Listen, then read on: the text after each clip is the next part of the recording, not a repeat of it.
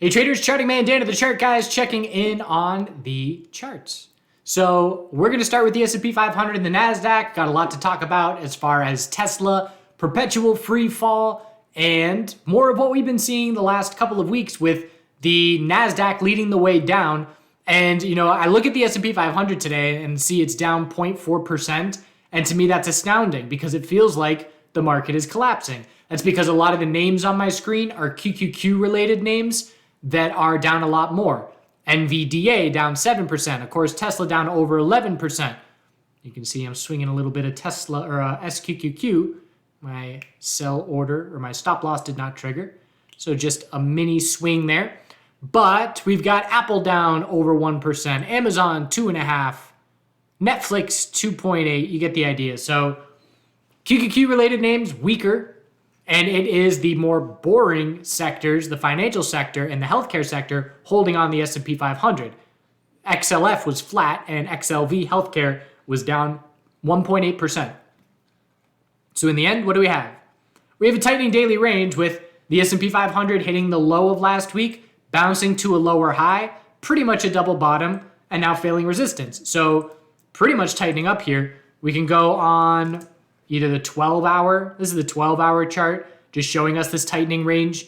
And if we were to drop down and break the low of last week, that would continue to affirm to us that the bears have complete control. I made a post on Twitter where, it's really hard for me to be looking in the direction that everybody's looking in because so many people are bearish on Twitter right now.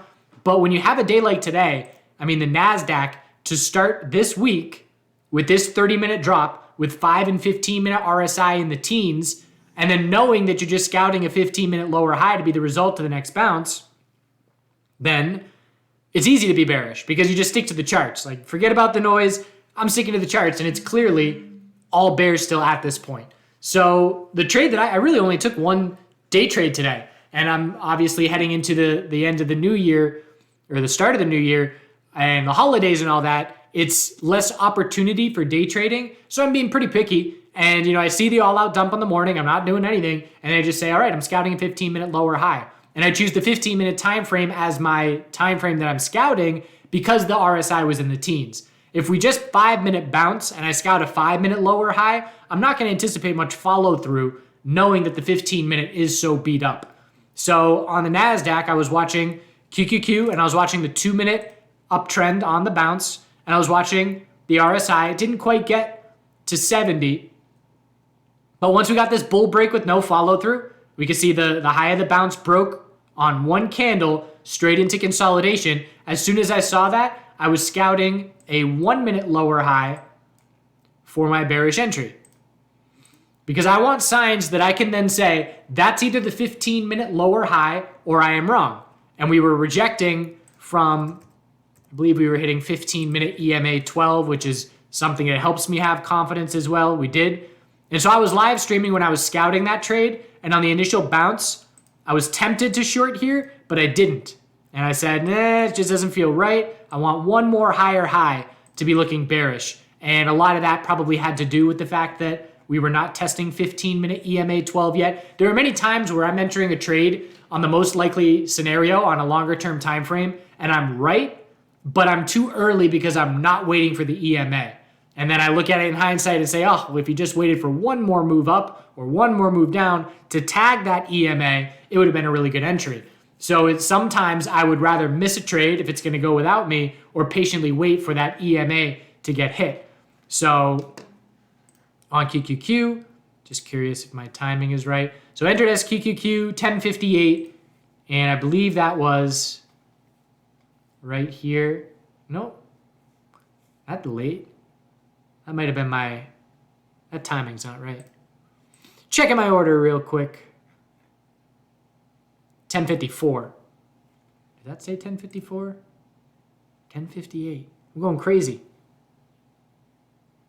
Yeah, that's my stop loss timing. So here is where I made my entry. 1054. And that was right after that 1-minute lower high. So this candle, I see it starting to roll over. And then I make my entry. And then from there, I scaled out a little bit, just taking a little bit of profit into that move down. And then I just walked my stop loss with the 15-minute lower highs. So, okay, I scale out 25%, and then eventually I scaled out another 25%, stick my stop over the high. There's another lower high, I move my stop down. There's another lower high, I move my stop down. There's another lower high, I move my stop down. And so I end up swinging a half day trade position, which is small enough for me to be a swing trade. And if we see further weakness, that'll be fine. And if not, we'll take it from there. But overall, bears had complete control. At no point in time today did QQQ change anything from bear control. It was a nice bounce. We knew that it led to a 15-minute higher low being most likely, but if we can't confirm the trend change, nothing changes. So bears ended up driving it home. So QQQ we can see is much weaker than SPY. We didn't even start a daily bounce. You look at SPY, and SPY, well, not a convincing bounce. We broke the high of yesterday, but only by a few pennies. We can see QQQ did not come close to breaking the high of yesterday, and we're testing the low of last week, 262.46. If that breaks, just two support levels, 259.08, and then the fear low of 254.26. And more, it's looking likely like we are going to head back to these fear lows, at least in the NASDAQ. And again, the S&P 500, if we're just comparing the two, right now, the NASDAQ to hit the fear low, and by fear low, I mean the lowest level we've seen in this bear market, 3.33%. That's nothing. That's easy for bears to do. And the S&P 500, thanks to healthcare and the financial sector, would need to drop 8.7. It's a night and day difference. And every day that we have this distinct difference between the two, they just grow in their discrepancy between each other. There's been periods of time where they're just doing the exact same thing, but it's a notable difference right now. And so there is a possible scenario where, again, 2-week time frame, possible scenario where QQQ hits a lower low with no follow through if SPY can hold that low and tighten up in this equilibrium. But that remains to be seen. Certainly a lot of proving to be done for the bulls. And you look at names like Apple. Apple's on the verge of joining potential free fall. Apple's lowest level that we saw adjusted for dividends is 128.65. And we tested that level today and held it. But if that level breaks, where's your next Apple support? We're looking down in the 120s. And again, that's when things can get ugly. When you hit new fear lows and roll over. Tesla being an example, you hit new fear lows and the weakness certainly accelerating to the downside. So let's talk about Tesla. Tesla, this is one of the most extreme dumps that I have ever seen. And I have seen a lot of dumps. I've seen the crypto dumps and I have seen the cannabis dumps. And what is so extreme about this one is the market cap size and the dollar volume on a daily basis that is being traded here. I mean, you're getting hundreds of billions of dollars over the last week or two of trading, and it's massive amounts. And I keep saying, I talked about last week, this looks to me like funds selling. This volume is not, retail taking losses, locking in their losses for tax harvesting. This is a lot more than that. And you look at this and say, who's selling down here? You got to be careful with that mindset because the people that are selling down here are not doing so by choice. They're being margin called and force liquidated, just like a short squeeze. I mean, we saw Tesla do the exact same thing in the opposite direction. The short squeeze, who's buying up here? It's shorts being forced to cover, perhaps some gamma squeeze going on with options, whatever it is, it reached insane levels. And we're pretty much seeing the inverse of what we had from the end of October 2021 into the start of November. And we're doing that in the opposite direction. And that's one lesson for this market. The pendulum swings. The fear goes to euphoria. It goes to fear. The moves up. You see the same things on the way down. And we are just in the opposite side of the cycle where, again, it's the opposite. It is the exact opposite to me of that all-time high push up to 400s. So where is the bottom? I have absolutely no idea. If you told me on Friday that we were going to be down 11.4% on Monday, I would say you got to be out of your mind. But we're not even seeing bear flags. This is just a straight waterfall drop. RSI is meaningless, and we are just completely crushed. We know that when the scales tilt and when we see no more longs being liquidated and there's nobody left to short, we know that we're going to bounce 10 to 20% fairly easily. I mean, even just bouncing to daily lower high at this point, It's a 20% bounce to 130, which is not even close to daily EMA 12 resistance. One thing that is notable, that today, I headed into today with the gap down open, I am watching closely. Is this going to be the bottom? Because gap downs oftentimes mark these climaxes when you're in extremes. And let's see, did we mark, with the gap up, marked the top on Tesla. We didn't gap up, and then when we did gap up, that's your all-time high. So I was looking very closely first thing, but when you bounce, like we did, 5-minute RSI hit 70 and topped out, as soon as you go back to the low of the day, it's like you're taking the Etch-a-Sketch and you're shaking it and it's a fresh, clean slate because it's now back to square one. If you cannot hold a support level and build off of that to start to change trends, you know that the bulls aren't doing a thing in terms of gaining control. So in the first 5 minutes, it looked like, okay, this might be a bottom to get a bounce going on the gap down. And then 5 minutes later, nope, I have no confidence whatsoever. So at this point, you can see we're still dropping down here in extended hours. Maybe bears try and drive it down to gap it down open again tomorrow. But the hourly has been rejecting from EMA 12 resistance for over a week. Look at how many days in a row. So it's been resistance 1, 2, 3, 4, 5, 6, 7 days in a row. So simple statement, if we're not getting over hourly EMA 12, the bulls aren't doing anything. And we haven't seen an hourly confirmed trend in multiple weeks. We have to see the bulls bounce 5% plus to even give themselves a chance at an hourly trend change. So you can be patient and miss the initial bounce and then look for the hourly high or low, having a level to play off of, knowing that we must confirm the trend change if the daily bounce is going to see any follow through. So definitely scouting for a capitulation bottom. Maybe it's, a break of 100 psychological, but this is some of the most significant pain that I've seen in terms of market cap and dollar volume traded. Just have a game plan because a ton of people are learning the lesson. It doesn't matter how beat up you are. If you don't have a stop loss and if you don't have a game plan, things can hurt significantly. All right, what do we got? Dollar. The dollar's still sideways. I don't care at all about the dollar until one of these two levels breaks. If we're not breaking 103.75 or 104.60, nothing changes and we're just sideways. And we're patiently waiting for the dollar to give us an indication which direction are we going to break here.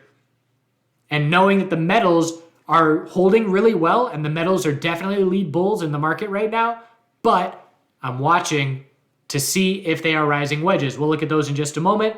And again, we would have to see the dollar break bull for me to have any confidence looking bearish the metals or the miners. Semiconductors, daily inside bar bear break, but more notable than SMH weakness is NVDA weakness. It's in free fall as well the last 3 days. Everything changed. This little head and shoulders, it was not much of a right shoulder. We knew to be scouting this daily lower high. It happened very quickly and then just complete free fall the last 3 days. Look at the change in relative strength comparative to relative weakness. NVDA compared to SMH, other semiconductors. 3 days, we were a lead bull for months, and in the last 3 days, everything changed. And you look at NVDA divided by QQQ, and it's the same thing. Relative strength for months, and then 3 days, everything changes. So we're watching, is Netflix going to do the same thing? Netflix, daily lower high is set, multiple inside bars broke bear. It was a lead bear this morning. And if we drop down and break 280.81, we confirm the daily downtrend, and we will be convincingly rejecting from monthly EMA 12. We bounced 100%. We're rejecting from monthly EMA 12, and that's why we're watching Netflix as a lead bear, where we're watching it to potentially change into a lead bear. And what we have to see happen is Netflix divided by QQQ has to break bearish. Higher low, higher low, higher low. Again, this is showing us the correlation to NQQQ, or I should say to QQQ. Lower high is set, and if we break 104, that will be showing us relative strength changing into relative weakness. And we're watching for the monthly lower high here as well. After 6 months of relative strength, is the relative strength going to change into relative weakness? That's what we're watching closely for over the next couple of weeks. Healthcare, still holding on for the bulls. The two levels that I care about in the short term, the low of last week and the high of the bounce. We rejected from the high of the bounce this morning. Until one of those two levels breaks, nothing is happening for me. Nothing notable. If we break support on XLF and XLV, that's when things can get really ugly in the S&P 500. If we're holding those lows, S&P 500 is not going to get ugly. We have to break those lows for the S&P 500 to get ugly. It's pretty much what it boils down to. And XLF is the same. We got a double top at resistance at 34.16, failed that level today. But if we hold that low, that is bulls defending support. So if I am a bear, there are three things that I want to see happen for things to get ugly. I want to see Apple break its fear low, 128.65. I want to see XLF break the low of last week and XLV break the low of last week. And if those three things happen, fear is going to get heightened very quickly. If not, as long as XLF and XLV are holding those lows, we're still watching for the possibility that the S&P 500 can give us a 2-week higher low in this tightening range. So that's still a possibility. And another reason why SPY, seemed a lot weaker than it was today is because we opened higher. We started with relative strength on the morning with the futures opening higher. So we started from a higher starting point, and then did we gap up? We might have even gapped up on SPY. By the time the market opened, we were already dropping a good bit. Now, we didn't gap up, but we were set to gap up pre-market before things got ugly, leading right up into the open. IWM, I don't really care about IWM recently. I'm just watching this 2-week time frame. It's an equilibrium, and it's possible that it tightens up for another 2 months even. If we pull back and set a higher low and then bounce and set a lower high, next thing you know, 4 to 6 weeks have gone by. And so I'm not going to be caring much about IWM until we get a break there in that tightening range. The biotech sector is breaking bear. We just broke a triple bottom of support into the end of the day. Granted, the hourly RSI is crushed right now, but there's a ton of space for an hourly lower high. So a bear is going to scout an hourly lower high next bounce, hoping that we roll over for a more convincing bear break here. Next level, 77.11. And again, these lower highs consistent. The support holds were consistent, but we're now closing in on breaking that support convincingly and seeing more weakness. So we got space for an hourly lower high and a daily lower high in the biotech sector. Other places where the bears are feasting, crypto and cannabis. Why? They're the highest risk, highest reward sectors. They are prone to dilution in tough economic environments. They don't have established cash flow, and they don't have, a decade of performance and confidence. So you look at MARA, which is down 79% in 42 trading days. It took Bitcoin an entire year of trading, 365 days, to drop 79% from the all-time high a year plus ago. And MARA just did it in 42 trading days. That's astounding. It's in free fall. Daily bear flag, lower high at 383. There is no bottom here. It's just an absolute falling knife. And you look at coin, it hit a new all-time low today. And you look at cannabis names, CGC, new 52-week low.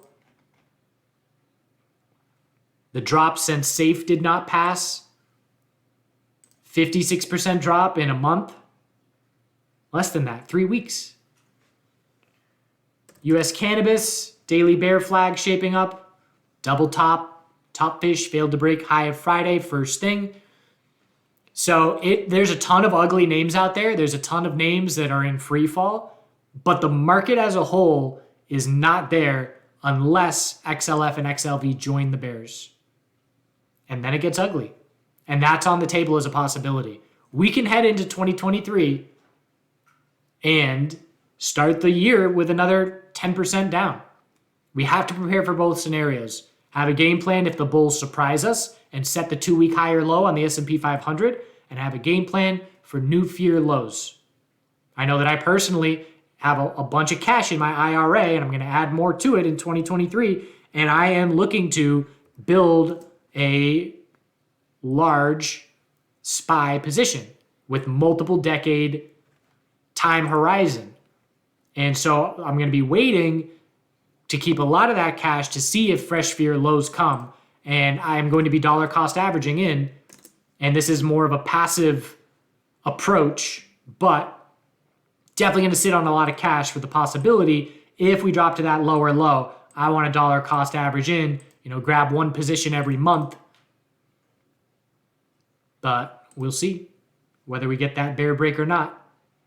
Metals, again, the rising wedge is still on the table. Yes, the bulls are in control. Yes, we hit higher highs today, but yet again, the higher highs are lacking follow through. So this is a potential rising wedge, and if the dollar breaks bull, an aggressive bear is going to scout short on the metals and miners. Keeping in mind, we will be scouting higher lows, but what if it's the monthly lower high? Anything under 2070 on gold, what if gold gives us a monthly lower high and pulls back for 2 months while the dollar bounces for 2 months? That's a possibility, just something to keep an eye on. Again, what 2022 has taught me is scout the stronger names bearish and look for signs that they are shifting. And right now, the metals and the miners are the stronger names. Silver, same deal with the potential rising wedge. So drawing the upper wicks, or I should say the upper uptrending resistance. There's our support. It's a rising wedge. Can it break bull? Yes, if the dollar breaks down, then these names can break bull. But we're watching for the potential of a bear break. Miners, GDX, new high today, but barely. No real follow through. So bulls still have a little bit of proving to do, but again, still keeping control. I'm not aggressively shorting these names because the dollar is not showing us strength. Other commodity names, uranium, CCJ bull stood out today. CCJ up 1.75, one of the only green names on my screen. The energy sector was green today. It stood out. There's a little bit of a bull narrative in oil and energy with China opening back up news. That's perceived bullish for increased consumption of oil, increased demand. And so the energy sector is potentially a 2-week bull flag, especially if oil can continue its daily bounce. Oil, anything above 73.40 is a daily high or low. Bulls just need to maintain a daily uptrend as long as they can. And then we got natural gas trying to get a bounce going, but have to confirm the 4-hour uptrend if it's going to be meaningful, which means we would need to see a break of 528 for a 4-hour uptrend, and then we would zoom out and scout a daily lower high with a lot of space for it to form. Natural gas bears had a win last week, and it's just 474 as the lowest level we've seen in a couple years, and maybe just all year. Lowest level we've seen in 8 or 9 months if 474 were to break. So burden on bulls for natural gas.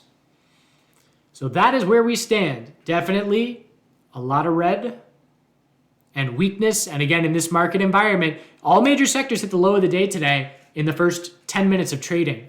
And so as soon as that happens, I don't have interest looking bullish today. And the amount of times that has saved me from trading counter trend this year is significant.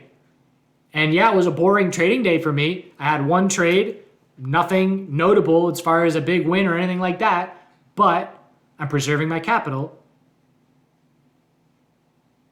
And that's the most important thing in this current market environment. All right. Appreciate you watching. I put out a live Q&A yesterday. That's on our YouTube channel. Check out our YouTube playlist, Psychology and Lifestyle. It's there along with another live Q&A from each of the last 3 years. And don't forget to do good things. Hope you had a great holiday season. I guess it's still a holiday season. Hope you had a great holiday break and more holiday season to come. So now we got chapter 5 as we are heading across the country. We left off in Missouri, skipping across Kansas, heading to Boulder, Colorado. I've been on the road at about a month at this point, and in Boulder, I had lined up a spot for woofing, and I've talked about that a few times, worldwide opportunities on organic farms. And they have every end of the spectrum where you have full-fledged farms that go to markets, and you have just older women living by themselves who can't keep track or can't keep up with their garden and the yard work and the hard labor and splitting wood, and they just need help. So you exchange 25, 30 hours a week of labor for room and board. And I cannot stress enough how awesome this is and how everybody should do it. And I've done it maybe 6 different times around the country, and it's completely immersing yourself in someone else's lifestyle. So, learning to forage mushrooms in West Virginia, or discovering, secret little watering holes up in Northern California. There's just so much, even the books that people have, and reading their books in the downtime, eating their food and watching, how they incorporate the local produce that's out in the woods, scavenging around, and how they put, lamb's quarter in their meals and things like that. You just learn so much so quickly. So I would generally break it up. I do a month on the road, then I do maybe 2 weeks of woofing, and that allows me to have a bed and, have a shower and have nice food. When I was saying I was living minimalist, I definitely was, where, I was eating cold cans of soup in my cars at some points. So when you get a nice home cooked meal, that can make all the difference in the world. So after a month, I was heading that way towards Boulder. There were a couple things in Kansas, but the green is what you want to see, because green is national parks, national forests, places to camp, and you can see Kansas is just void of all of that, and it's really flat. But it's nice when you get close to the west border and you see the big looming Rocky Mountains ahead, and it's just this constant growing excitement, and excitement grows with the size of the mountains as you approach them. This was one of the stops in Kansas where we had an overhang, and some kind of barn swallow, mud swallow birds were making these little nests, and they were just going nuts. And I said I love observing nature, but just watching, 100 of these birds whip in and out of here and chattering and just party time, and watching how they all interact was very interesting. And they had some of these dead forests that are swamplands, and I always like these landscapes. I think it's a nice, cool, eerie spot. Nice sunset reflecting off the dead trees in the water. So then there's a fuzzy, blurry baby bunny, but got over to woofing. This was her house. This was her backyard, and just incredible view. And my job was to take care of Nina, who was a border collie mix, and she just wanted to work. She wanted a job. She wanted to run. So my job was to take her out for, a half hour every day, throw her the ball, and just run with her. So that was an awesome task. Part of my 30 hours is just, 7 hours a week taking this dog out to play with her. And she loved playing with that ball. So in the backyard, we just had raised beds. So again, it's not a farm. This was just a little homestead, and it was just a single woman who needed some help. And so she has all these beans growing here, and garlic, and probably 8 different beds that had been pretty well established and run for years. And then around the other side of the house, there were all these perennials and cool flowers and things. So it was an awesome house. And after being there for a week and, just doing my routine and getting ready to keep going on my way, she gave me the offer, hey, do you want to house sit? I need to leave for a month. And do you want to hold down the house and keep the plants alive and take care of Nina? And I said, absolutely. So I went and adventured in the Rocky Mountain National Park and explored a little bit of Colorado, and then came back and stayed here for a month and explored Boulder. So that was a nice, pleasant surprise that certainly extended the time of my road trip. But that's another great thing about road trips, where, if you don't have to have these hard, fast plans of when you have to be in point A, point B, I was just drifting. I knew I wanted to hit up this destination, that destination, but whether it takes 2 months or a year, that doesn't matter. And it's the kind of thing where some of the best spots that I went to on this entire road trip were from word of mouth, from other hikers saying, hey, you need to check out this hot spring. It's just 3 hours down the road. Next thing I know, I'm staying at this hot spring for planning on 2 nights, and I'm there for 4 nights because of how awesome it is. So just being able to completely upend your plans and be very versatile and free-flowing was a very awesome experience as well. So next time we'll check in and go through some Colorado adventures. Again, Colorado and Utah were by far the highlights. So much to see and so many things to do and so much nature and some great people. So I hope you do good things. Have a great day, and we'll see you Friday. That's nice.